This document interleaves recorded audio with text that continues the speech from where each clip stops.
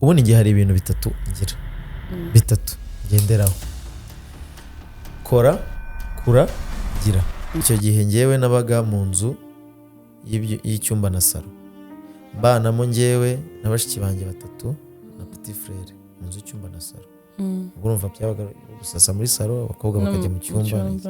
Nano mu gihe wenda ibintu bitangira kwa kundi gutekereza ngo bizagenda gute, nshaka kuzafata inzu y'ibyumba bibiri byibuze mve mu ya 45 ko yatangira 45, avuga ni byibuze njye mu ya 55 ifite ibyumba bibiri. Kubyumva nawe iyo nzu ukuntu yabaga imeze.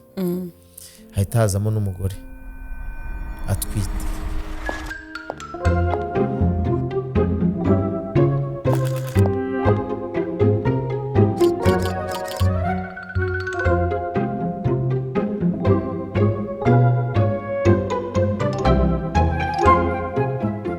Muraho neza, nongeye kubaha ikaze mu kiganiro cyacu Dark Side. Nitako nanone ngiye kubana nawe nk'uko nabibabwiye ubushize. Dark Side ni uruhande rwacu rumwe rubi twanyuzemo, rwa ruhande umuntu adashobora kuvuga, rwa ruhande ruteye ubwoba, rwa ruhande ujya kuvuga ese mbivuze wenda akazabivuga, mbivuze se akanseka, eske mbivuze ukumva nyine mbivuze ihora ikugaruka mu mutima. Ariko akenshi iyo bivuze uraruhuka, akenshi iyo bivuze ubona imbaraga zo kumva ko noneho ufite aho wahera utangira, kuko iyo bivuze ntiwamenya nuko byagenze. Ushobora no kubona umuntu aje akavuga ati kubera history wanyuzemo ngiye nemeye kugufasha. Ubuzima butandukanye bitewe n'umuntu buryo yumvisha ubuzima wanyuzemo, akavuga ati ni benshi byabayeho, bati kubera story yawe numvishije ngiye nemeje kuzagufasha ibisigaye byose, cyangwa se nzafasha abana bawe, cyangwa se nzafasha umuryango wawe, cyangwa se nzagufasha wenda usubire mu ishuri niba utarabashije kuryiga. So Dark Side ni bya bihe byacu by'umwijima, ariko tutagomba guhisha kenshi, tugomba kuvuga kugira ngo bisohoke, kugira ngo dutangire n'ubundi buzima kandi dukomerezeho n'ubundi buzima, kugira ngo ubuzima bugende burushaho bwiza, kuko ntabwo ubuzima buhora ari bubi cyane.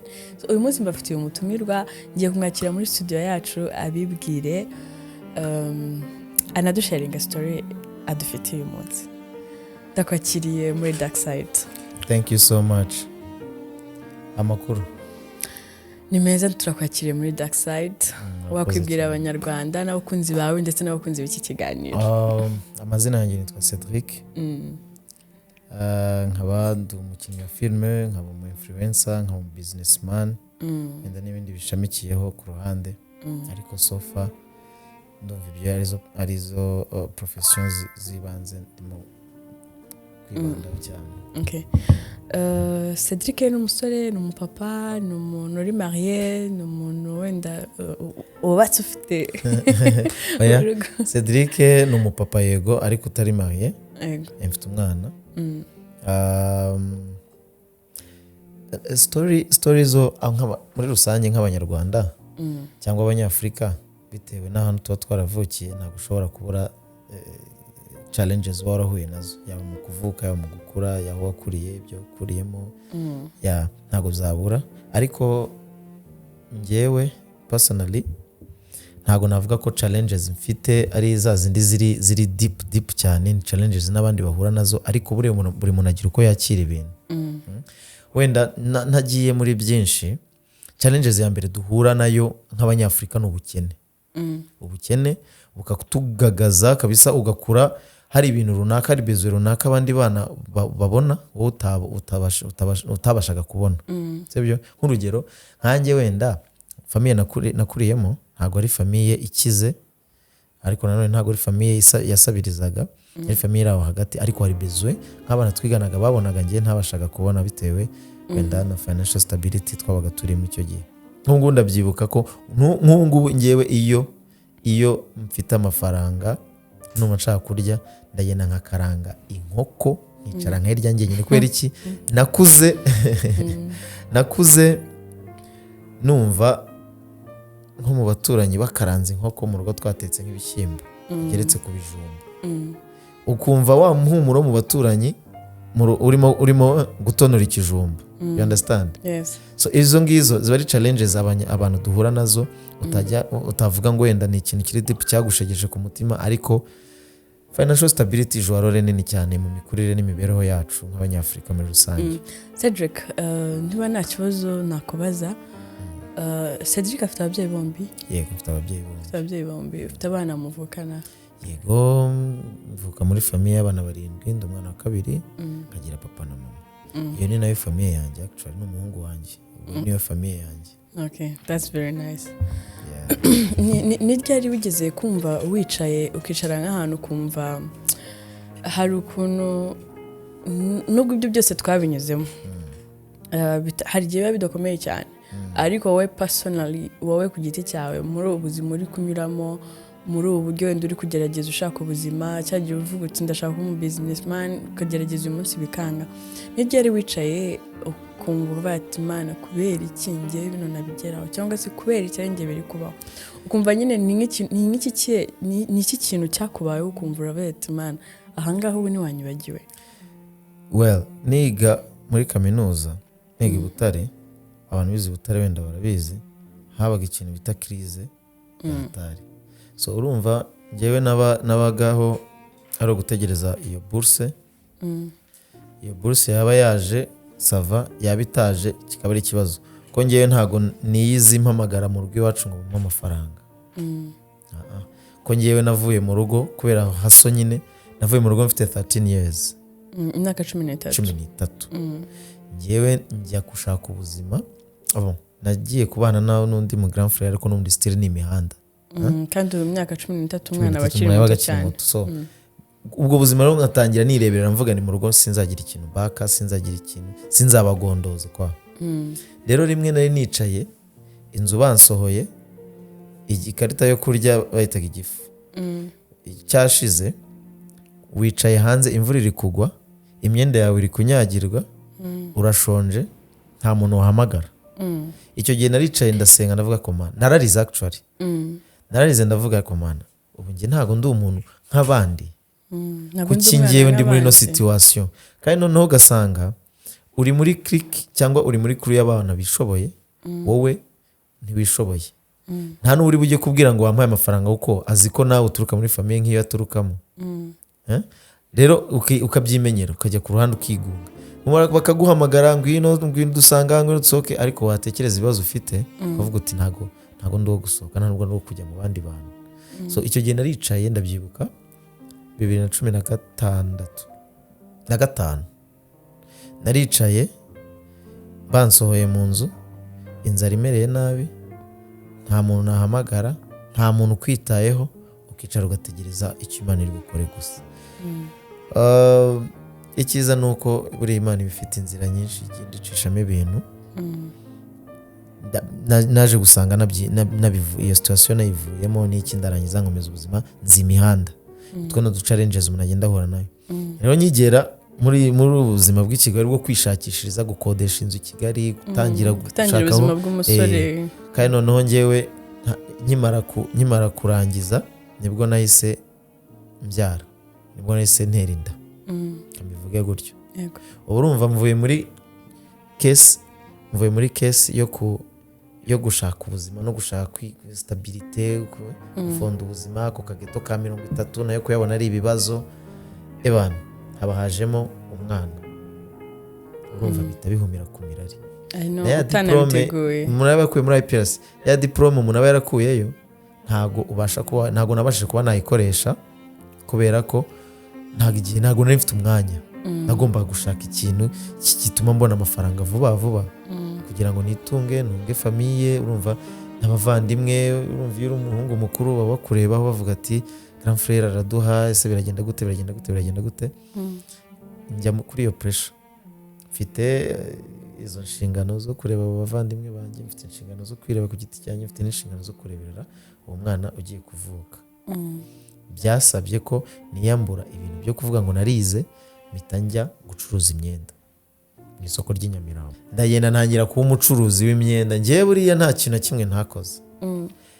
kimwe ntakoze. Nabaye umupyesi, uzaba pyesi? Nabaye umupyesi, bigera aho ngaho ngira. Umupyesi ni babandi amapyesi n'abataka. Kwa kundi umuntu akubwira ngo mfite imyenda, ngwino n'iki ukagenda ku yindi shop bakaguha komisiyo. understand ko natangiye bimeze and then bigera aho ngaho nshinga akaduka kanjye birazamuka ubuzima bugenda buzamuka pore ariko wenda ntahise mbirengaho urumva icyo gihe ngewe nabaga mu nzu y'icyumba na salo mbanamo ngewe na bashiki banjye 3 na petit frère mu nzu y'icyumba na salo urumva byabaga gusasa muri salo abakobwa bakajya mu cyumba nano mu gihe wenda ibintu bitangira kwa kundi gutekereza ngo bizagenda gute nshaka kuzafata inzu y'ibyumba 2 byibuze mve mu ya 45 ko yatangiye 45 avuga ni byibuze nge mu ya 55 ifite ibyumba 2 kubyumva nawe iyo nzu kuntu yabaga imeze hahita hazamo n'umugore atwite umuhuza bivuga ko umuhuza na famille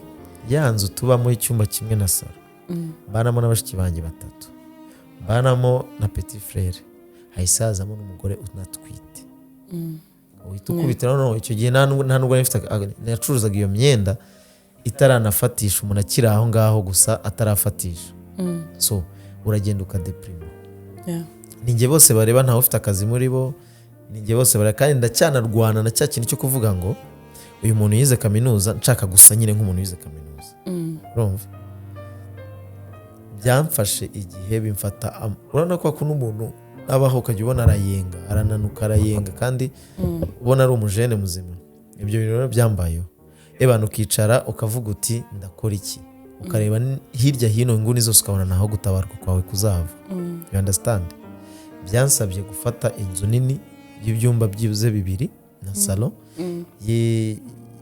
wenda yari 55 55 famille irimo umugore utwite bashiki b'umugabo 3 nanjye na petit frère igikoresho cyo mu nzu yabaga ari intebe imwe nari mfite intebe imwe iyo ntebe imwe iyo twese twicaragamo n'akameza k'urubaho tugashyiraho ngaho ibyo kurya tukarya abandi bicaye hasi kuryama byabaga ari gusasa hasi matela ubundi mukaryama so thank God ko ngo wenda biba byaragiye bizamuka ariko iba ari challenges impamvu ndi kuvuga ibi ngibi no kugira ndabizi hari umuntu ubu ngubu right now urimo kuviva ino situation hari ukuntu umuntu avuga gutya abantu bagatangira bakajudginga ngo yishyize hanze yawe nta kwishyira hanze kuko n'undi byabaga ababizi barabizi abo twabaga duturanye barahari so ndabivugira ko nshaka ko wowe uri muri ino situation umenye ko nta gahora gahanze uyu munsi umeze gutyo uyu munsi uri kubwirirwa uyu munsi uri kuburara uyu munsi uri kureba umugore wawe utwite ukabona ntacyo ufite cyo kumuha uyu munsi uri kujya ku ishuri ukabona ntibikunda uyu munsi uri gushaka gutangira business ugasanga nta gishoro ariko si ndahangaha mwumvishe profession zose mfite byavuye rero muri icyo cyuya no kwihangana bya kiragiye utangira bwa mbere kuvuga ati noneho hano mbonye kano kazi kazajya kagaburira abashiki banjye kazajya kagaburira umwana ugiye kuvuka n'umugore urumva bakiri benshi deja kandi uri gukora wenyine niryo rero wavuze ati at least hano ntabwo ari nka mbere urumva narakomeje ndarwaza curuza imyenda urumva na bashiki banjye nabo ni abantu bakuru kandi bafite mind byageze aho bashaka utuzi tukajya dutangira gufatikanya niba ari ibyo 2,000 nzanye abandi bakaba bafite 2,000 bikaba 6 tukarya ku kanyama umugore bikamera neza umwana mu ndaka bigenda bizamuka umugore arambwira ati rero ntago nshaka kukuvuna afata inzu yanjye uzajya uza bisanzwe afata inzu urumva dépenses ziragabanuka ku ruhande rumwe yarafashe inzu yiwe ariko n'undi still ugomba kuyimenya ugomba kumenya uko abayeho na buri kimwe ariko wenda izo stress zo kuvuga ngo ndataha umugore rugo niki nta kintu nahanye ubuzima zazi zigabanutseho bashiki banjye bagenda nabo bashaka utuzi baragenda bamera neza ubuzima buragenda bumera fresh aho navuga ngo navuze ngo ibintu biragabanutse urumva nyine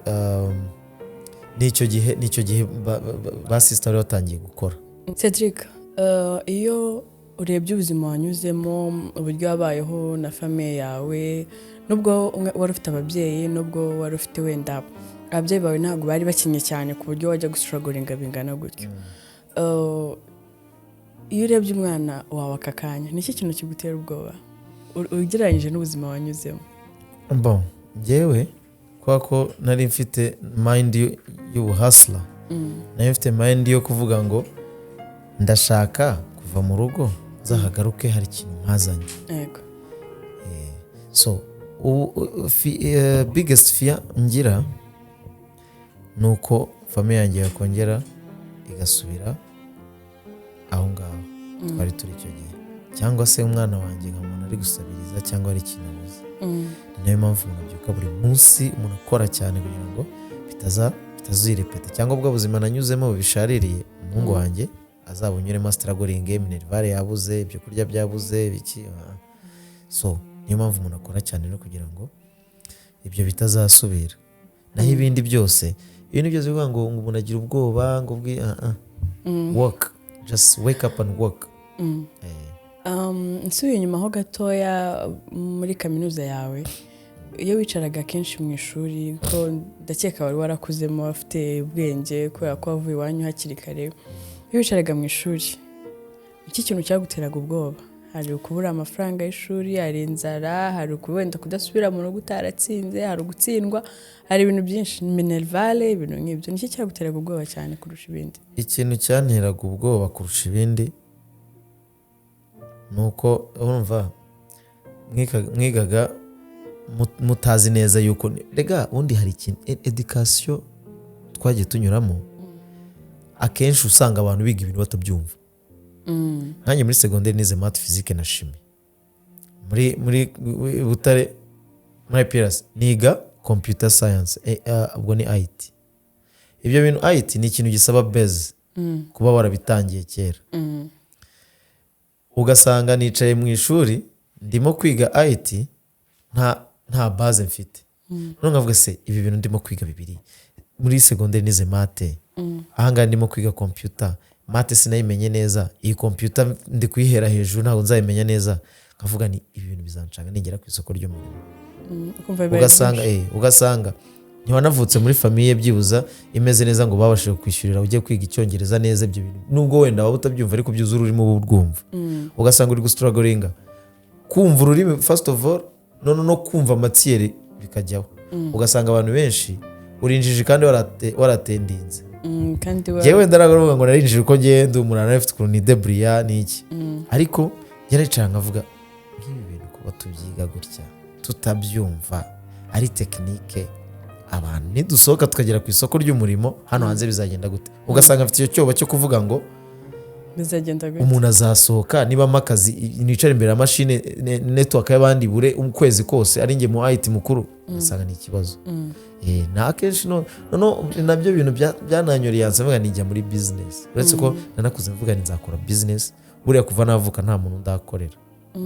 Byo nyo kwandika lettre ngo usaba akazi, nta kazi ndakora, nta muntu uramemba umushahara, waba umumpembye azaze nk'umusubira azaze nk'umwishyura. Sincerely speaking, so nakuranye iyo mind yo kuvuga ngo nzikorera kubera iki navuga ibintu ndimo kwiga mu ishuri ntago ndishwa neza ko mbyumva. Ewe wanzaje kuroga abandi mu kazi, ngiye nzakora business ho umuntu abasha kubyunderstanding. Nta kintu Cedric yigeze wenda atekereza kwicara wenda yicaye nko mu ishuri akavuga ati nimbona bino birangiye nzakora iki ngiki, wenda ukavuga uti nifuza kuzaba umuntu umeze gutya mu myaka iri imbere, ariko ukaba utarabigeraho, ariko ukaba wenda ufite ikintu cy'ubwoba uvuga ati se nzabigeraho cyangwa se nzabigeraho. Ariko n'abana bakorana inzozi kumva nk'umwana arakubwiye ati njye nzaba umupolisi, njyewe nzaba umuganga, byande ya myumvire y'abana. Wowe nta nzozi bigeze ukurana? Njyewe nakuze numva nzakina umupira, ko n'ubundi nakinaga umupira, ariko mbona umupira bisaba ibindi bintu byinshi. Koze selection za academy na APR, selection za academy ya APR, mbonye batamfashe ndavuga ni umupira ntabwo nzawukina, reka ndabyihorera. Ibyo bimvamo. So ngira ntuza yo kuvuga ngo nge nzaba umuntu wihagije, umukire, nzaba umuntu w'umupatro, kubera cya gikomere cyo gukura nta mafaranga mu rugo mufite kandi ubona abapatro gucaho afite yitwaye ameze neza nk'abandi. Nge nzaba umukire no famille kure ku cyava, kandi n'ubundi ntarirarenga. ndi mu nzira yabyo kandi ni very soon, very very soon. iyo wicaye akenshi ukareba ubwo buzima uburyo wabunyuzemo, n'uburyo hari ahantu wigeze kugera ukavuga ukabona biragucanze, like nk'urugero hariya watubwiye ati nabanaga na murumuna wanjye na bashiki banjye 3, nyuma yaho haza n'umugore tuba mu nzu y'icyumba kimwe. Niki kintu watekereje cyane kumva wenda nk'umutima wawe uravuze ati mana we ibi noneho nzabivamo gute? Ni ukubera iki? Ntabwo wigeze utekereje ko wihebye muri wowe? Cyane amajoro menshi. Akenshi babaga basinzira njye nkabyuka nkicara nkareba ukuntu abantu basinziriye muri salo, abandi baryamye mu cyumba bahekeranye, ukuntu nta gaze yashize, ejo bazabyuka bajya gucana ku makara. Nkicara nkavuga ni ubu ntabwo barimo kumbona nka musaza wawe w'imbwa. Ko abandi baba bavuga ati basaza bacu babi Burayi batwereje amafaranga, nkavuga ni ngiye niba nicaye muri aba bana ubu ntabwo bari kumbona nka musaza wabo waferinze mu buzima.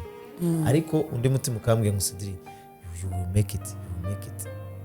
Kandi isengesho nasenze iryo joro izi saha ndashimira.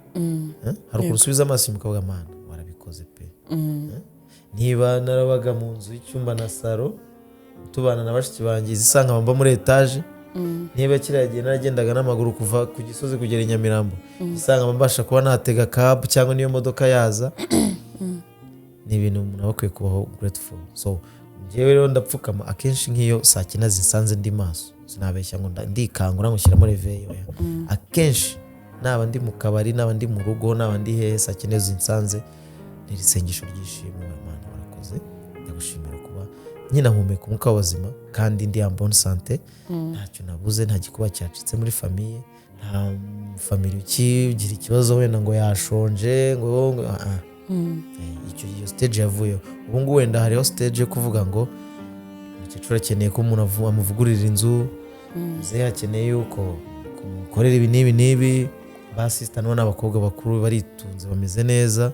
Hari igihe twicara twese turi kumwe habwa muribuka nuko ko nababwiye ngo mutegereze gusa ibintu bizakunda bise twicara tugana cheers nkabwiye n'ibitari ibi. So rero inzira ntago irangirira hano when umuntu nta kinarageraho technically, ariko we are grateful kandi turacyanafite intumbero, turacyanazamuka. Iyo wicaye like ukaba wicaye n'ababyeyi bawe ukabareba mu maso, ni iki kintu kikuza mu mutwe bwa mbere na mbere? Ndavuga reka nkubwire, iyo nicaranye n'ababyeyi banjye nibyo bihe bya mbere by'ibyishimo tuba dufite, kuko ko bo first of all barandeba ko gati dore ka kana kacu disi karakuze kabaye akagabo, dore kazanye ibi n'ibi n'ibi, naye nkicara nkavuga ni ababyeyi banjye twararuhanye ebana, twaryanye twasangiye ubusa, ubu ngubu rero reka dufungure champagne tuyinywe. Biba ari ibyishimo cyane, banezerewe. Muzehe na mukecuru ni abantu bari cool, ni abantu bazi kwihangana, ni abantu bazi kwihangana cyane situation yose bayibamo, yose yari yose. Ndabyumva. Ubu ngubu ngereranyije ku bintu numvisha waciyemo, of course nkuko twatangiye tubivuga, hari abantu benshi ubu ngubu bakibirimo, bakiri kwibaza si umwe si babiri, kuko abantu turi benshi kandi duhorana ibibazo. Iyo udafite iki kibazo ufite ikindi, iyo utari muri ubu hari igihe ugera n'ubwo umwijima waje, zari igihe no mu buzima busanzwe wenda nko mu kazi cyangwa se hehe ugasanga hari ahandi hantu wicaye ukavuga ati none se ko bigiye gupfa. Hari ahantu ujya ugera muri iyi minsi ukavuga ati ko mbona nubwo ufite abakozi ukavuga ati ko mbona mugiye kubizambya, cyangwa se ukavuga ati mana yanjye ibi ngibi mbabarira aho kugira ngo bimanuke mbabarira byongere cyangwa bizamuke. Of course undi mu businessman wese, undi mu umucuruzi uhora na sose zo kuvuga ngo business igeze aha, ni ukareba ukicara ukora nyine ukora balance, ukabalancinga ukavuga ati sorry, ukabalancinga ukavuga ati aha ngaha birimo gupfa, ndabikosora gutya, ndabikosoza iki n'iki. Sorry. Niba hari umukozi bitagenda neza ukamusimbuza uwo ubasha kumva mind yawe n'uburyo ukoramo ibintu. Ikintu cyo nyine ntashobora kwemera nuko umuntu yansubiza inyuma cyangwa ngushe cyangwa amuhombye.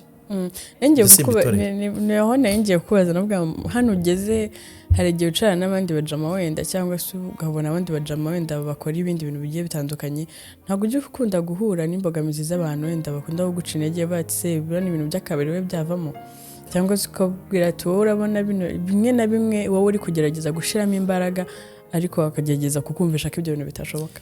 Biraba cyane byahozeho n'icyo gihe nkubwira nacuruzaga imyenda challenge ya mbere nabaga mfite nuko abantu twari twiganye bavuga ati Cedric yararaburije imari baze kumujama asigaye acuruza imyenda tinoro ni umupyesi Cedric yabaye umupyesi ntabwo bibaho bino gusarangiza kwiga akaza kuba umupyesi so ariko ngewe icyo gihe ntabwo nabumvaga nta nubwo ibyo nabihaga agaciro ko nabaga nzi aho nshaka kugera kandi byaragiye bizamuka nkaba provinga wrong bakabona ko ya myenda yagira ikintu ivamo yatunga famille bonyine babivugaga kuko ntago bari bazi ngiye buryo mbabaye bari bazi ko iyo myenda nyikuramo 2,000 cyangwa 5 tukarara turiye bumvaga ko ari nka shuwa nafashe bumvaga ari nk'uburara ari nk'iki ariko ngiyewe nabaga mfite my personal issues my personal reasons rero n'ubu ngubu biraba ugasanga umuntu aravuze ati man umusore mwiza ntabwo agakwiye kuba kabariye business z'akabari zirashajisha iki amajoro ya buri munsi iki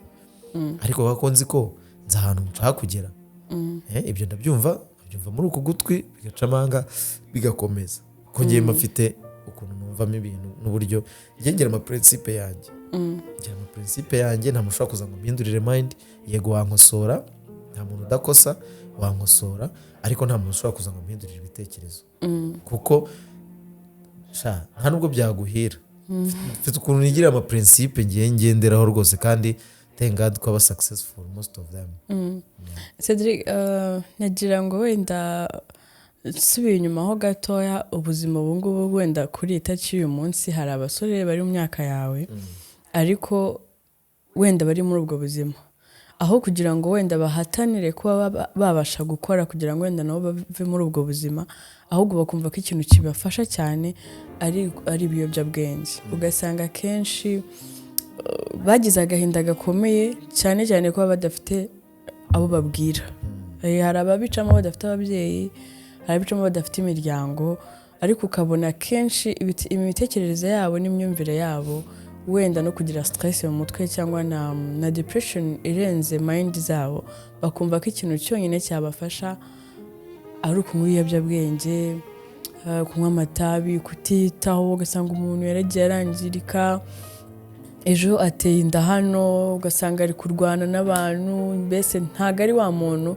uvuga uti nubwo ibintu birimo ejo n'ejo bundi nabisohokamo rero kwiheba cyane no kumva yuko we atabisohokamo yamaze kwishiramo ko atabisohokamo ko yakabirimo ndashaka wenda umfashe ugira inama abasore bari muri iyo myaka bari nsigaye numva hari ama drugs menshi hari ama drugs menshi atandukanye hari ama weed hari ibyo bitera hari n'ibyo bitandukanye byinshi bituma umwana w'umusore ataba stable ukasanga nta buzima bundi bw'imbere atekereza wamubaza akakubwira ati aho imbere ni he njye naho nzi ko naho nyene jewe let me say straight to the camera reka ngire icyo mbabwira uyu uganira n'umuntu mureba gutya abasha kubyumva gukena ni kimwe ariko gukena mu mutwe ni ikintu kibi cyane ushobora gukena ubukene ukabuvamo ariko iyo wangije ubwonko kugira ngo wongere gusubire ku murongo ni ikibazo gikomeye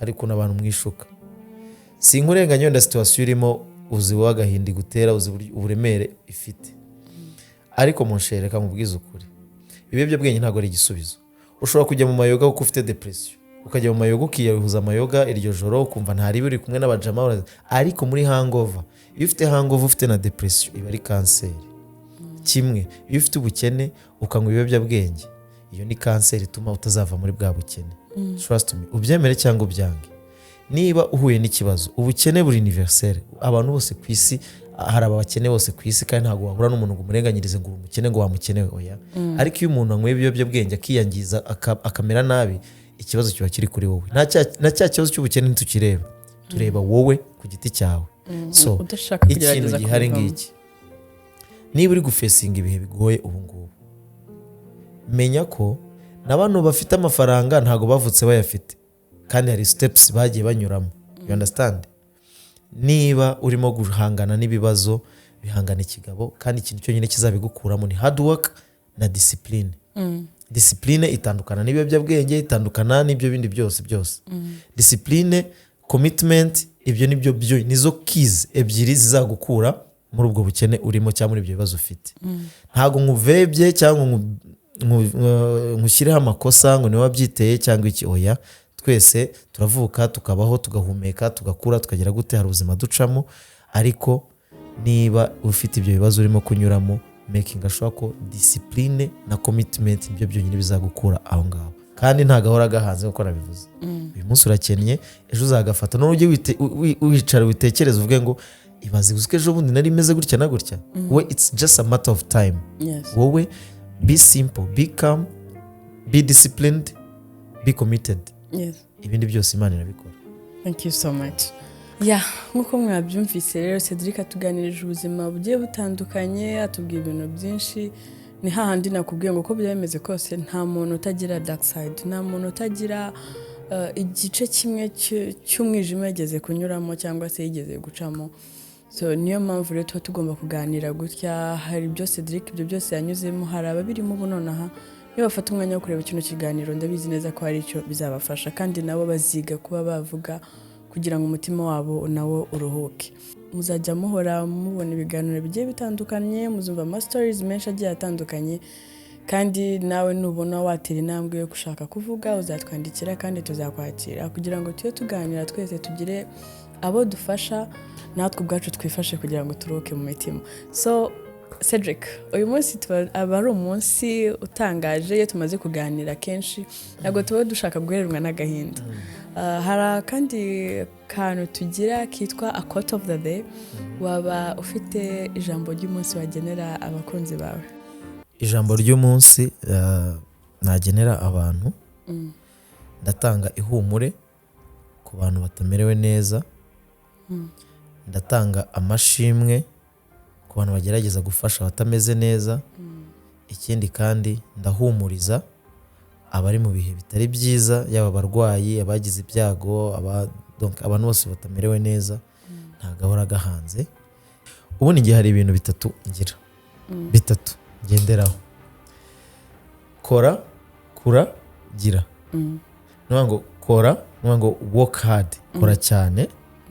Kura, aguka mu byo ukora. Nkuko wumva ko niba ufite igishoro cy'ibihumbi 100 uzaguma ku bihumbi 100. Aguka, kura. Gira nukuba like kumva ko ufite na mind yo kuba umutunzi. Kwa kundi uvuga uti uko byameze kose muri duke mfite cyangwa byinshi mfite ndatekanye, ndatunze. Kora, kura, gira. Ibindi byose ntimugapanike, Imana ibibirimo. Just ni timing, ni just matter of time.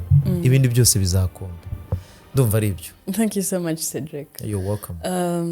Cedric, ndagushimiye cyane wakoze kwitabira. Nkuko mwabyumvise Cedric afite a quote of the day, yatubwiye ngo kora, kura, gira. Yes, nizere ko amagambo nawe azagufasha aho uzaba uri hose. Ikiganiro ni Dark Side. Naho ubutaha muri episode ikurikiyeho, bifurije amahirwe masa kandi Imana ibarinde. Ciao.